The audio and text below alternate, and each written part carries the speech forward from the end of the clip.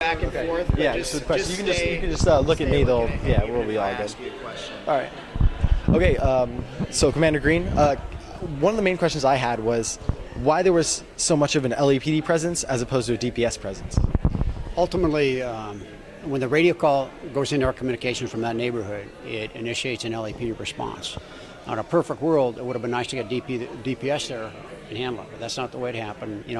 Traditionally throughout South LA, we'll send one car, when they get dispatched to handle a radio call like that. And normally, 95% of the time, cops will go and ask everybody to turn the music down, tell them there's complaints, and the party's over.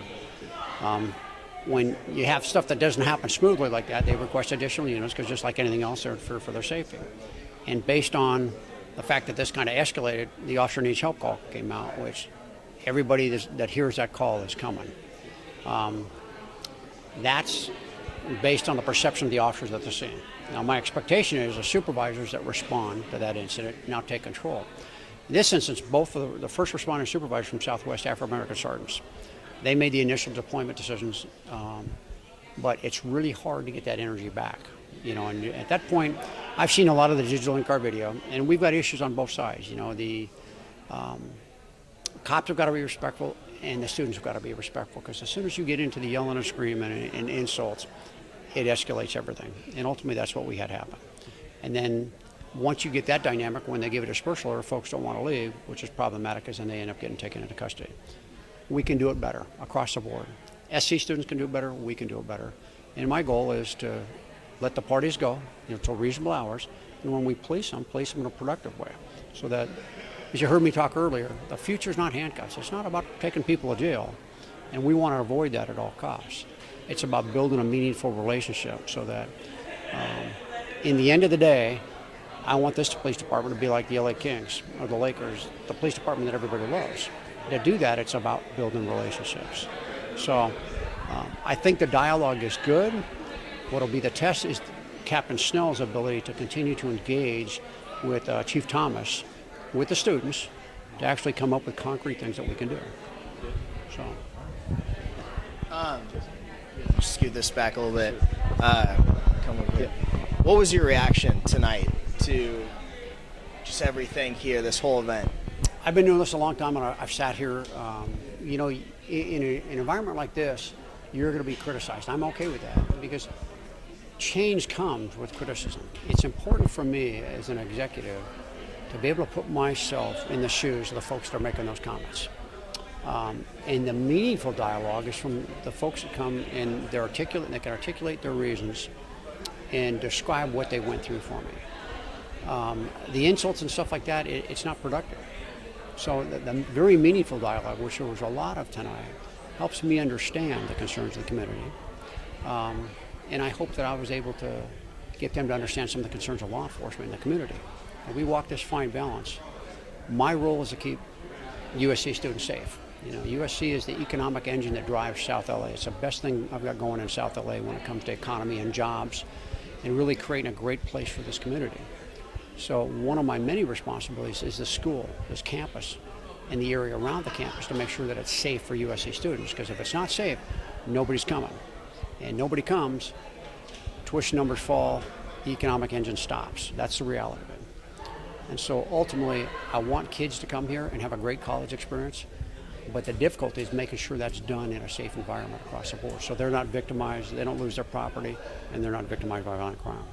We were just talking to Chief Thomas, and he was out of town over the weekend when this incident occurred, and what it sounded is there was kind of a disconnect, I guess, between DPS and LAPD, or I guess maybe when DPS showed up, they kind of took a back seat to the, as you articulated earlier.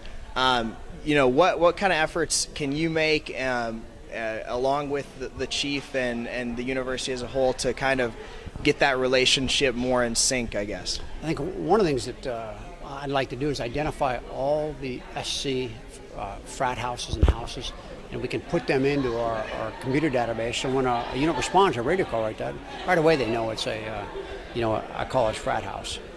And then get DPS here to help us manage that incident. I'd love for my cops to back out of this and let DPS to handle it. but ultimately somebody's got to respond to that citizen complaint. You know, when somebody picks the phone up and calls 911, there's got to be a response. And so, Do you know if Officer Garner was at the scene? don't know. She. I've got 1,700. Oh, I understand. The senior lady from Southwest. I don't know if she was there or not. Yeah, because I know she's kind of like the liaison for USC, and she has a pretty good relationship with the Greek community. So I didn't know if, you know, what. Most likely she was not, because it was early morning hours, and most of the stuff that she does is during the day and night watch hours. But anybody, my expectation is anybody that responds establishes that relationship, and we handle it at the lowest level we can. It's about collaboration, you know, about affecting meaningful dialogue to get things done. You know, and one of the issues you run into with college parties is alcohol involved. And you could have, you know, 300 people there, and if only 20 of them are drunk, which isn't likely at a college party, those 20 people may not do things that are rational. And so that's where you get folks that are amped up, and the cops start getting scared, and they start requesting additional units. So it's the human dynamic. And I know recently a lot of USC students, their main interaction with LAPD has been with bicycles, and getting bike tickets, and the you know, the signs saying "walk your bike" and stuff. What do you think can be done to get a better relationship with USC students? You know, not just the administration, but USC students. I've had a lot of conversation with Captain Snell about this, because it is about making a meaningful college experience. You know, so guys really come to SC and have fun. On the flip side, Paul is responsible for public safety here. If you remember, about 3 years ago, we had a couple SC students killed jaywalking here. And so it's the education piece. We'd much rather get compliance with education. Got to do it. We push that out.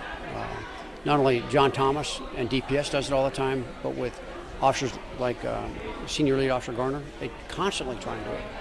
When that piece fails, you've got to go to enforcement. Nobody likes getting tickets. Nobody likes the guys that give them tickets.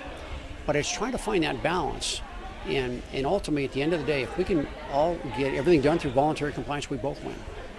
You think there's going to be some change after tonight? Oh, you bet. I do. You know, this is one of the great things about the LAPD today. We're looking to change and get better and better and better. And so at the end of the day, when something like this happens, everybody loses. You know, SC students lose, we lose. The ability to, just the time since Saturday night to deal with the ramifications of this and try and start improving the relationship. We've all got important stuff we could be doing. This is important now because it happened, but it would have been nice if we could have avoided this from the beginning.